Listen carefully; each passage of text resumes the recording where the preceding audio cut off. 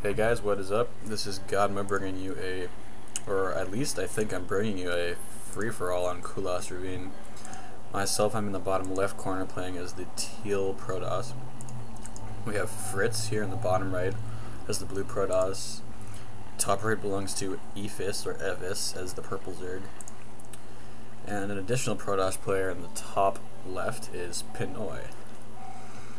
So, this was a mildly exciting game.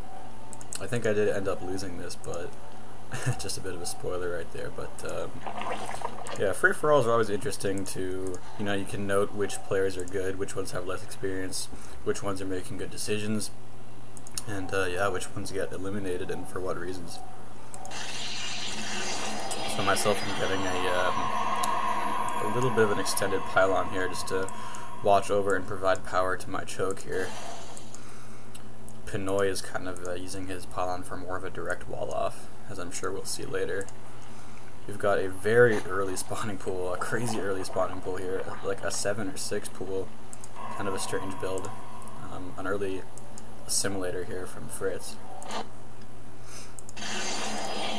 He's also dropping that gateway.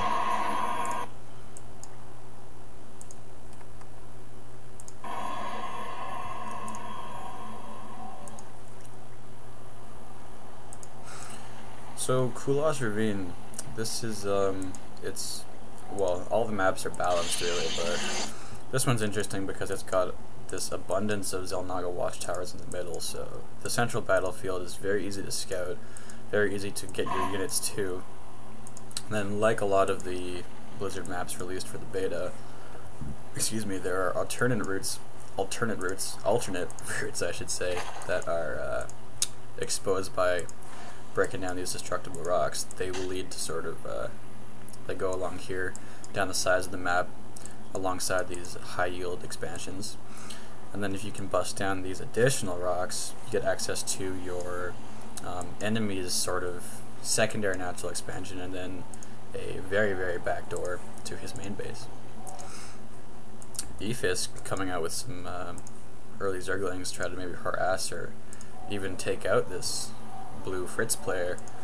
He's pretty exposed, he doesn't have any units out. He could actually fall to this initial Ling rush.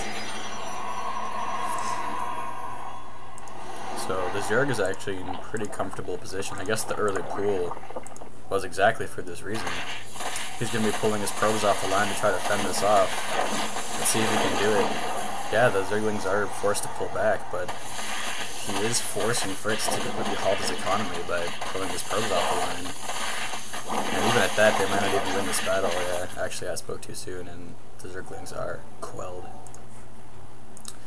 That being said, he's pumping more, and he does know that blue is pretty far behind, so he's probably going to be just channeling these Zerglings into his base.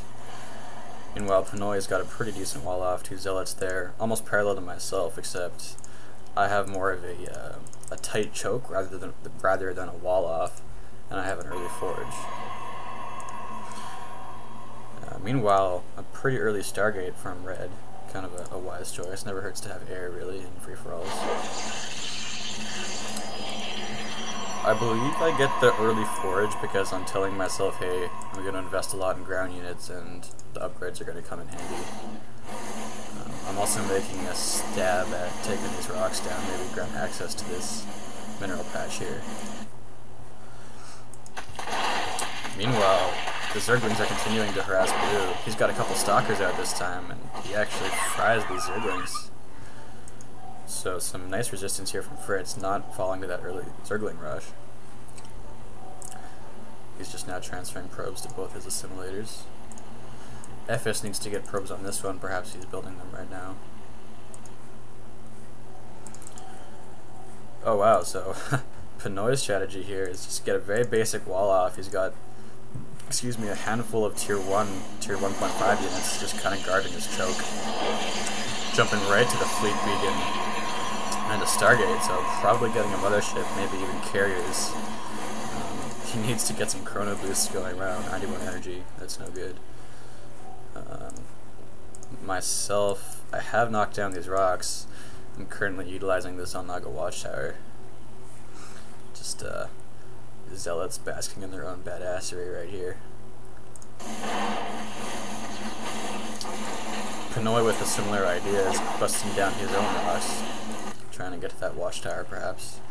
A baneling nest from Ephis, so maybe he's trying to take down these stalkers with banelings.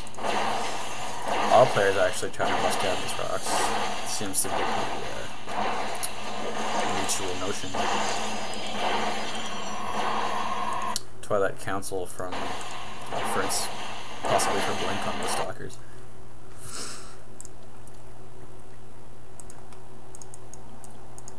Ephis' Zerglings, or one of his Zerglings, is using this watchtower, getting sight of the western side of the map. I kind of put a scouting pylon here to watch over these, this tall grass, this tall brush, if you will.